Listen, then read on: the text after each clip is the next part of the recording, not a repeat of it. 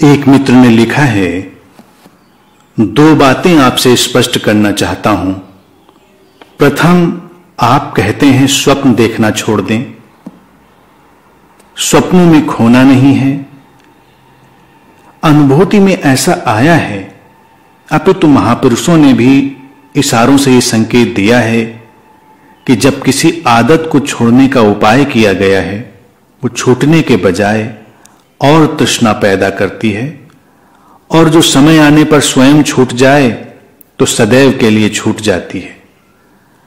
आपके अनुसार भक्त की शायद प्रवृत्ति ऐसी ही होती हो, परंतु दूसरी बात यह है कि ध्यानी तो प्रयासरत रहेगा जब तक वो सफल नहीं हो जाता। क्या ऐसा ही समझा जाए? मुक्त होने की निश्चित ही दो स्थितियां हैं।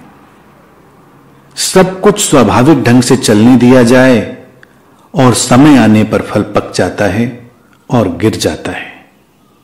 दूसरी स्थिति यह हो सकती है कि फल पक सके, प्रक्रिया तेज हो सके, इसके लिए कुछ उपाय किए जाएं। दोनों स्थितियों में न तो कोई स्थिति श्रेष्ठ है न कोई अश्रेष्ठ है। जिसको जैसा सहज जान पड़े वो उस तरह अपने जीवन की धारा को बहने दे। भक्त की स्थिति ऐसी ही है, वो प्रतीक्षा करता है। उसकी पूरी प्रक्रिया ही अनंत धैर्य और अनंत प्रतीक्षा की है। धीरे धीरे यात्रा तय होती है भक्त की। धीरे धीरे वो आगे बढ़ता है, जैसे धीरे धीरे वृक्ष विकसित होता है, और इस पूरी प्रक्रिया का आनंद लिया जाता है। मार्ग प्रीतिकर हो सकता है, मार्ग सुखद हो सकता है, और एक भक्त उस मार्ग का भी आनंद लेता है। मंजिल आएगी तब आएगी। मंजिल के लिए वो बेचैन नहीं है। वो जानता है कि मंजिल है और मंजिल खींच रही है, लेकिन ये जो रास्ता है वो भी बड़ा खूबसूरत है। जो रास्ते की खूबसूरती में डूबने लगे वही भक्त है। ऐसा भी संभव है कि बहुत तेजी से चला जाए और मार्ग के पड़ावों को छोड़ दिया जाए। तब तुम मंजिल पर पहुंचते हो, लेकिन मार्ग के बहुत सारे अनुभवों को भी तुम छोड़ देते हो। जीवन में आदतों का जो ढांचा बन गया है, उसके कारण ही बहुत सारी श्रेष्ठतम बातें, मूल्यवान बातें हमसे दूर बनी रहती हैं। अब जहां तक सवाल हमारी आदतों के ढांचे का है, वहां पर हमें प्रतीक्षा नहीं करनी है, क्योंकि आदतें भी वर्तुलाकार हैं, साइक्लिकल हैं। वो तुम्हें वर्तुल में घुमाती रहेंगी, एक गोले में घुमाती रहेंगी।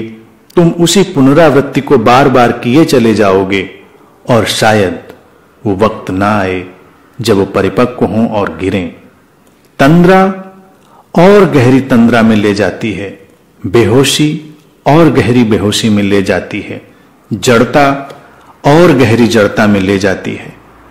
तुम्हें किसी न किसी क्षण जाग कर उस गहरी प्रक्रिया को देखना होता है, और इस जड़ता से, इस बेहोशी से, इस तंद्रा से मुक्त होना होता है। यहां पर प्रयास बिल्कुल नहीं है, केवल जाग कर उस तथ्य को देखना कि कोई आदत कैसे तुम्हारे जीवन में प्रवेश कर गई है और कैसे तुम्हें एक वर्तुल में घुमाती चली आ रही है। कैसे तुम विवश होकर उस आदत के पीछे खिंचे हुए चले जा रहे हो, ये देख लेना, इससे मुक्त हो जाना है। तुमको उस पूरी की पूरी प्रक्रिया को देखना है, और देखने मात्र से तुम्हारे भीतर एक समझ उत्पन्न होगी। वो समझ तुम्हारी आदतों के ढांचे को बिखरा देगी, उस ढांचे को वो बिखेर देगी।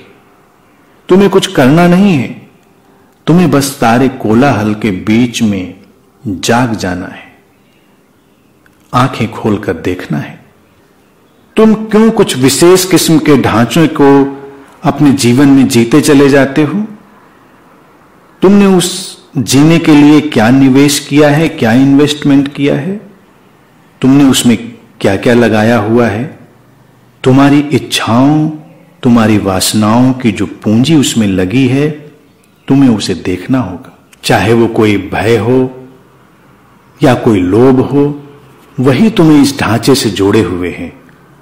और अगर तुम इससे जुड़े हुए हो तो निश्चित ही तुम्हें ऐसा लगता है कि उससे तुम्हें कुछ मिलने वाला है, तुम उससे कुछ अर्जित कर सकते हो।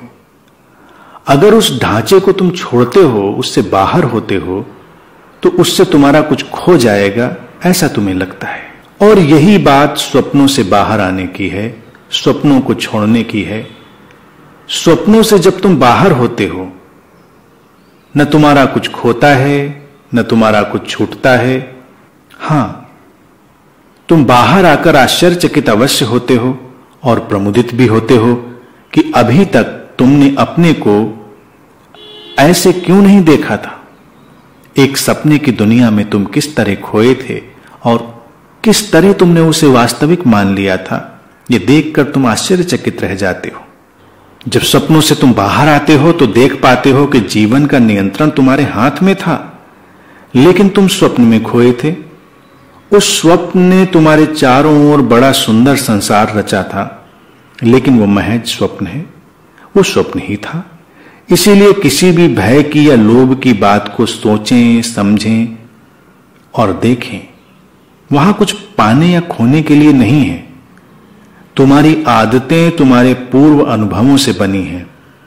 जीवन में तुम कुछ लौटा लाना चाहते हो, या तुम जीवन में किसी बात को आने देना चाहते हो।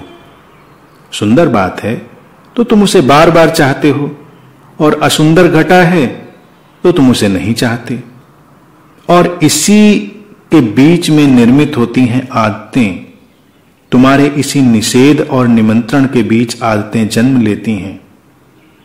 तुम्हें देखना होगा कि कुछ भी दोबारा नहीं घटता इस जीवन में। यहां सब कुछ पहली और अंतिम बार घटता है, चाहे वो सुंदर हो या असुंदर। ये तुम्हारी कल्पना ही है जो तुम्हें ऐसा प्रतीत होने देती है कि ऐसी बातें बार बार हो सकती हैं। यहां सब कुछ प्रतिपल नया हो रहा है, कुछ भी दोबारा नहीं घटता। दोबारा घटने की आशा ही तुम्हें बांध देती है। जीवन प्रतिक्षण नया है। अगर तुम ऐसा देख सको तो किसी आदत की या तंद्रा की या किसी अचेतनता की आवश्यकता नहीं रह जाती। तब तुम अपनी कुशलता का एक उपकरण की तरह उपयोग करते हो, लेकिन तुम स्वयं उपकरण नहीं बनते। आगे पूछते हैं मित्र कि ध्यानी तो प्रयासरत तब तक रहेगा जब तक वो सफल नहीं हो जाता। क्या ऐसा ही समझा जाए? हां, ठीक समझा है। ध्यानी तब तक प्रयास में रहेगा जब तक उसकी निष्प्रयासता में छलांग न लग जाए। जब तक ध्यानी को अपने प्रयास की व्यर्थता न दिख जाए तब तक उसे प्रयास करते रहना है। ध्यान क्रिया से अक्रिया में छलांग है। तुम प्रयास से प्रारंभ करते हो और निष्प्रयास अवस्था में पहुंच जाते हो। ध्यान इसलिए ही पूर्णतया वैज्ञानिक प्रक्रिया है। वो तुम्हें पूरा विज्ञान उपलब्ध कराती है रूपांतरण का। तुम्हारे भीतर प्रयास करने की वृत्ति पड़ी है। ध्यान तुम्हें उसे एग्जॉस्ट करना, उसे विसर्जित करना सिखाता है। और फिर तुम्हारी अंतरतम की केंद्र की स्थिति है निष्प्रयास की। बड़ी सहजता से वो उसमें तुम्हें ले जाता है, प्रयास से निष्प्रयास की ओर। तुम जब ध्यान में जाते हो और तुम विधियों का उपयोग करते हो, ये विधियां जो संबुद्ध मित्रों के द्वारा अनंत काल के अनुभवों पर आधारित हैं, वो तुम्हारी गति को तेज कर देती हैं। तुम व्यर्थ के भटकाव से और व्यर्थ के भ्रमों से, व्यर्थ की उलझनों से बच जाते हो। तुम्हें टटोल टटोल कर ढूंढना नहीं होता। तुम्हें इतना करना होता है कि तुम उस मार्ग पर चलो और चलकर ये जानो कि ध्यान कोई मार्ग नहीं है। वो पूरी तरह से एक मार्गहीनता है या मार्ग शून्यता है। मार्ग शून्यता का तात्पर्य है कि अब कहीं जाना नहीं है, कहीं आना नहीं है। तुम वहीं हो जहां हो, तुम अपने घर में ही हो।